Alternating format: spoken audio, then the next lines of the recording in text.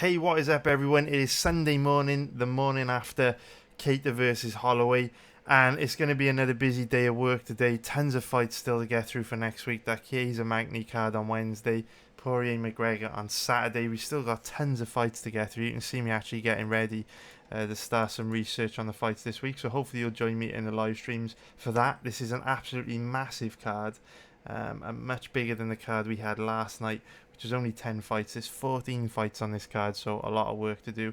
But in this video, we're just going to be going back over our performance from last week, reviewing how we did, how things went, what could be done better, and yeah, looking ahead to this week. So obviously, let's kick things off with live betting. There's not too much to talk about there. So banked another profit in live betting. That extends our winning run to 17 consecutive winning weeks on UFC live betting, which is amazing. Wasn't the best event for live betting. We only had one bet, but we went 1-0. It was a nice solid win. Yeah, I don't really know what else to say. 17 consecutive wins on UFC live betting. Haven't taken a loss since July, which is insane. And hopefully we can keep that going and hit that 20-0, which would be an insane run. Yeah, it wasn't the best event for live betting though, just because there weren't too many betting opportunities. The card was hit pretty hard by coronavirus because you had the Edwards Kimaev fight cancelled, the Breeze Akhmedov fight moved. We had the Mike Grundy versus Nick Lentz fight cancelled. There were a few other cancellations as well, so there were only 10 fights on the card, and a lot of the fights consisted of fighters who either had been coming back from long layoffs or had been making their UFC debut, and there wasn't too much footage on them from outside of the UFC, or too much recent footage on them anyway. There wasn't tons of footage on guys like Austin Lingo or Jocelyn Edwards from over the last couple of years. They've been quite inactive. So yeah, live betting went great again. Everything hunky dory there. Nothing really to talk about. Live betting's been doing very well. Do also want to remind you guys, the same thing happens every time this happens. So I just want to keep making this making this point clear, so that as many people that want to join live betting have got the opportunity to do so. We are very, very, very close to the membership cap on live betting. So as you guys know, we can't have like a huge number of people live betting, because as soon as you have a lot of people try to place the same bet at the same time, the odds will rapidly decline. And so for that reason, I set a limit of like 65 people that can live bet with us. We are super close to that limit. I think we're at like 58 people in live betting at the moment. So if you do want to join us for live betting in the future, please just get in now, because pretty soon we'll be locking down live betting to new signups, and then we'll revert back to the waiting list system. So it's really important, if you want to join live betting, you jump on board now, because when we do flip back to the waiting list system, I get messages all the time from people that want to join saying, I wish I would have known, I wanted to join, there's been spaces for there's been spaces now since coronavirus hit. So we were full right up until coronavirus hit back in May, when we lost some people, I suppose due to like personal circumstances and stuff. But yeah, get on board, man, because the spaces are filling up fast. Which isn't a surprise really, man. 17 events in a row. That's ridiculous. And we've been doing very well for live betting, obviously, since we started tracking results 5 years ago now. So anyway, boys, on to pre-fight bets now. Obviously, we only had the one pre-fight bet. We took a gamble on Calvin Kattar, took a small 1-unit bet at underdog odds. And it was just one of those fights where, what can you do, man? It was one of those fights where, you watch it and you just think, like, I think I said it during my commentary in live betting, like, it was just pointless researching the fight. The version of Holloway that we studied is just not the version that showed up on Saturday night. He looked absolutely phenomenal. I'd even go as far as saying that's maybe the best performance I've ever seen in the UFC, ever, from anyone. For me, the thing that made Holloway's performance so great was who he did it against. So whenever you see a fighter go out and put in a great performance, quite often their opponent underperformed, or they weren't facing, the most difficult style. I personally feel like Kattar's style was the most difficult for Max because of how good of a boxer Kattar was. And I personally feel like Kattar showed up and fought just as good as he always does. which is going to sound crazy to you, if you're not balls deep in MMA, because you may be thinking, well, how can you say Keita looked good? He got absolutely dominated. But the point I'm trying to make is Keita fought like he always does. Like, there wasn't anything you could point to in that performance and say, you know what, Keita didn't do, this as well as usual or that as well as usual. Keita turned up and tried to do what he always does. He tried to get the jab going. He tried to circle away from Max and get the fight to the center of the octagon where, he could start to let his hands go. But, Keita's base in striking is to stay behind the jab, which sets his opponents up for his big power combinations. But he couldn't get the jab going because Holloway was just beating him to the punch. The volume that Holloway was hitting him with, he was just overwhelming him. And he was throwing such a diverse range of strikes as well that Keita just couldn't settle into a rhythm. Holloway was blasting him with elbows, hooks to the body, knees, kicks. It was a masterful performance. I've been watching MMA for almost 20 years now. That is up there, man. I can't think of a better performance than that. I cannot think of a better performance than what Holloway's shown us.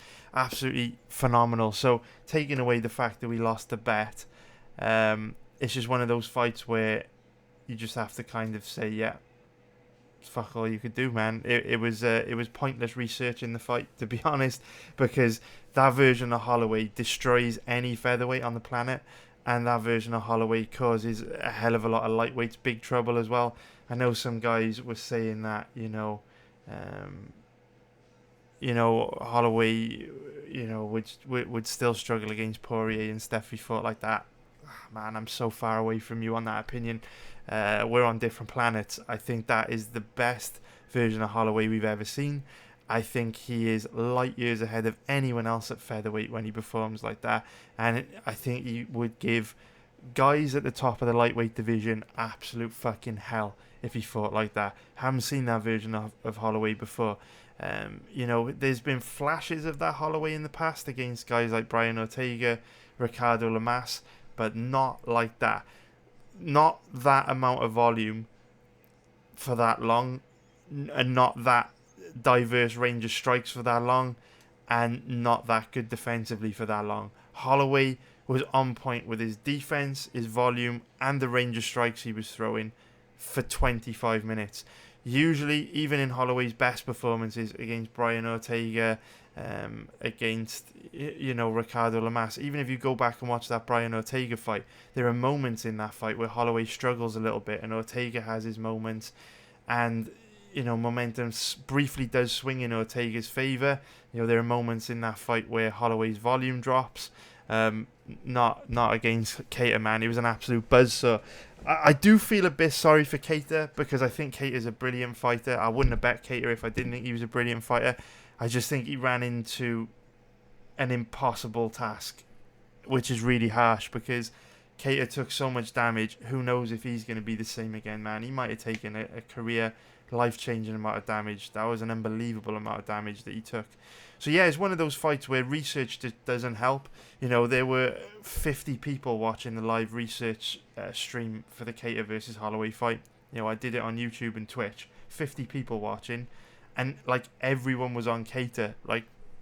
Very, very few people. I don't think I remembered anyone saying they were going to bet Holloway based on, what we saw in the research. Because the reality is, the Holloway that fought Keita is not the Holloway that fought Volkanovski. And, the best predictor of how a fighter is going to show up and perform is how they've performed recently.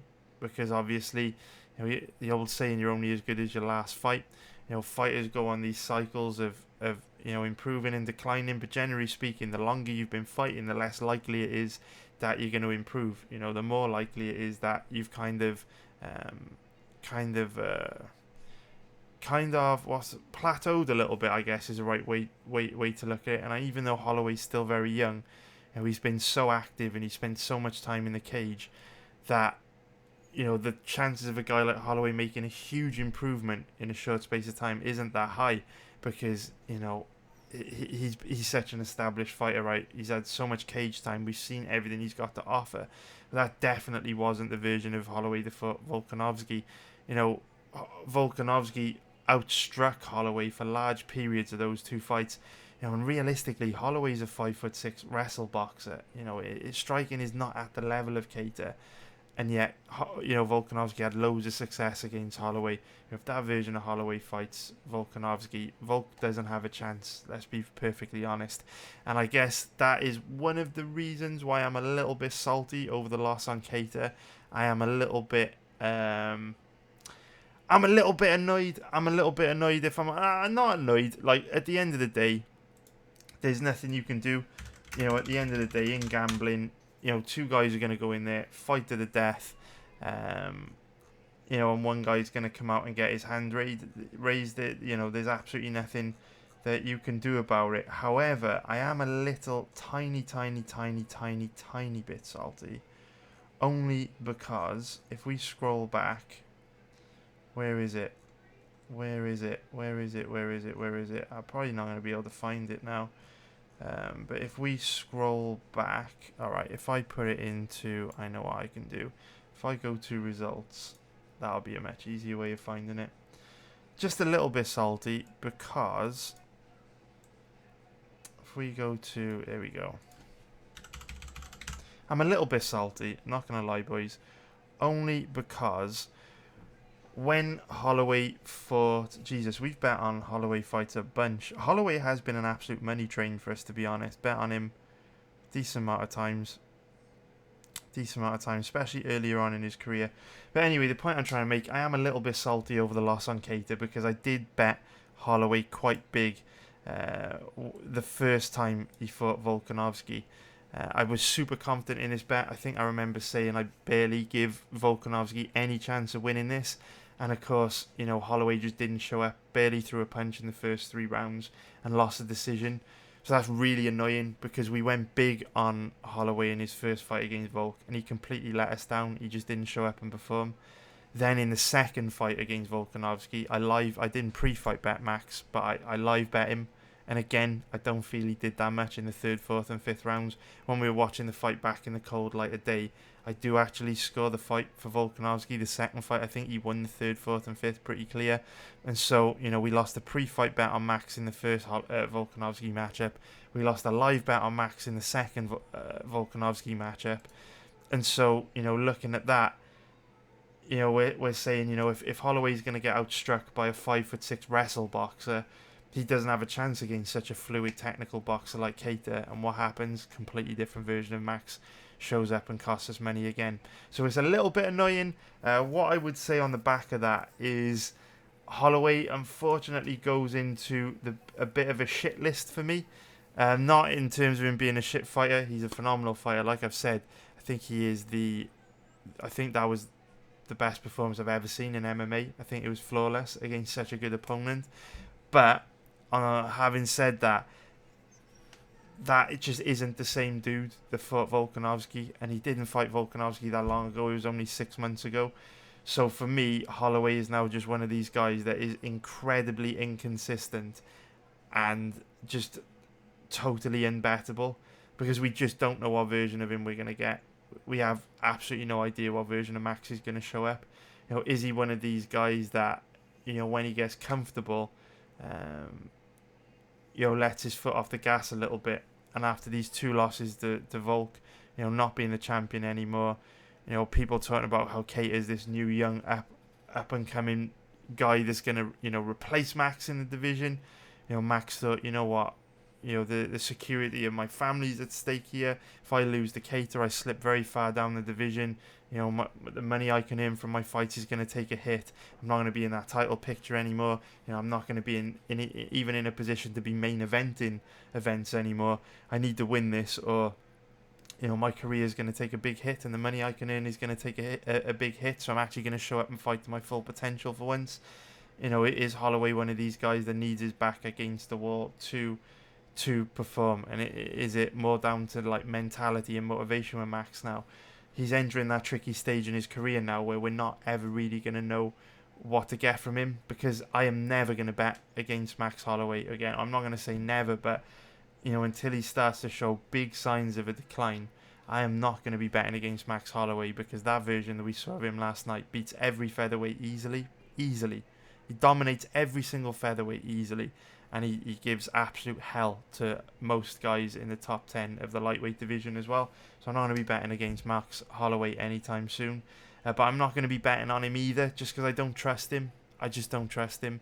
Those performances against Volk were shit, if we're being realistic. You know, people say Volk's a tricky style for him, blah, blah, blah. I'm not buying it. I'm not buying it.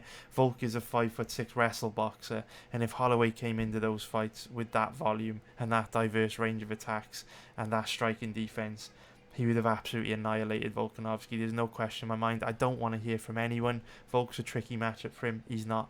He's not. He's a 5'6" wrestle boxer. Keita's light years ahead of Volk when it comes to boxing.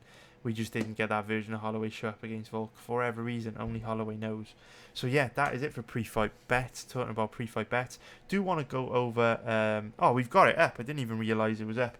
The lab hasn't officially launched yet because I haven't had time to write all the articles that accompany the lab. So, for example, if you go to the main event article, the main event lab page is finished, where you've kind of got, you know, a write-up for, you know, kind of like the theory and the background and the reasoning behind the experiment. So we've got the only lab experiment, this page that's basically built, finished and ready to go, is the main event picks one. But thanks to Hilty's done a fucking amazing job over Christmas of entering all the lab bets into the database for us. Even though the even though the main event picks page is the only one finished, because you can see all this is basically copied from the main event page. Or this is just all template text. Haven't had time to write the breakdown. Haven't had time to write the accompanying material for the lab experiments. But I will do. We've got a break again at the end of January, so I'm going to spend that time finishing the lab off. But even though the pages haven't been finished yet, the bets have been finished. All the data has been updated. You know, you can see Hilty's an absolute monster. Hilty's actually already updated the lab bets results from last night, which is amazing. Obviously, we'll only be researching the profit chart once a month. Otherwise, it can kind of fuck the graph up and fuck the database up as well, because the database does have some bugs in it. So we'll only do that once a month so that it doesn't become a huge task.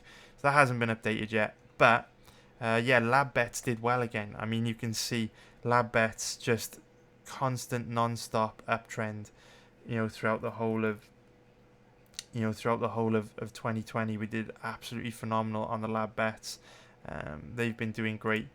Even money bets, you know, a lot more variance with the even money bets because I'm forced to bet every fight. Obviously, you guys probably don't know a lot about each of these experiment checks. We haven't had an official launch. We will do, but I'm hoping we'll have an official launch of the lab and everything will be finished by the first week in February.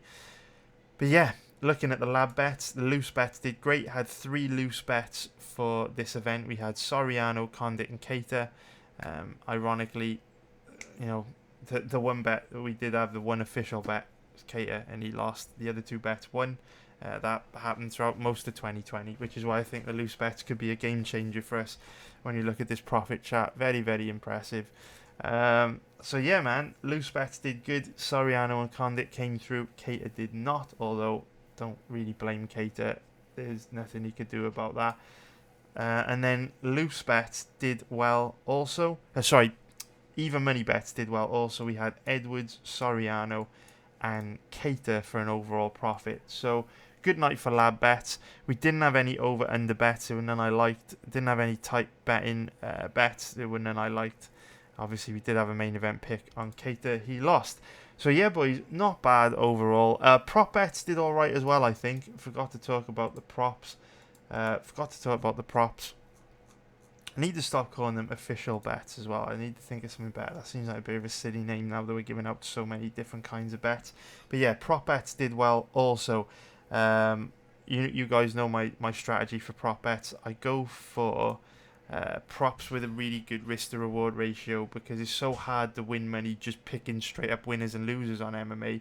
When you start to introduce variables in, like method of victory, it becomes extremely difficult. So I try to look for bets with great risk to reward ratios, where you really don't need to win many bets in order to make a profit.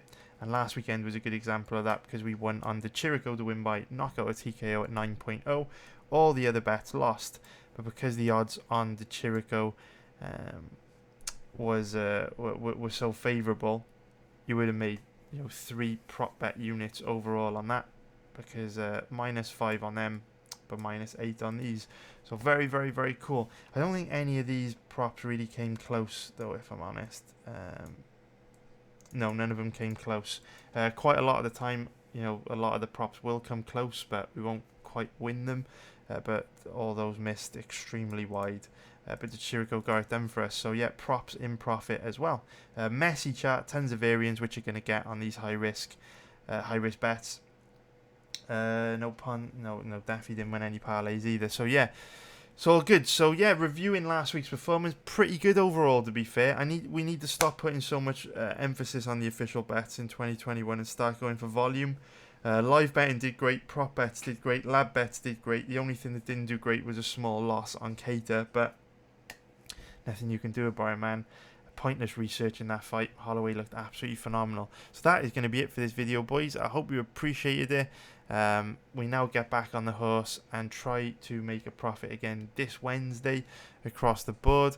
I do also want to let you guys know, I forgot to mention that I am actually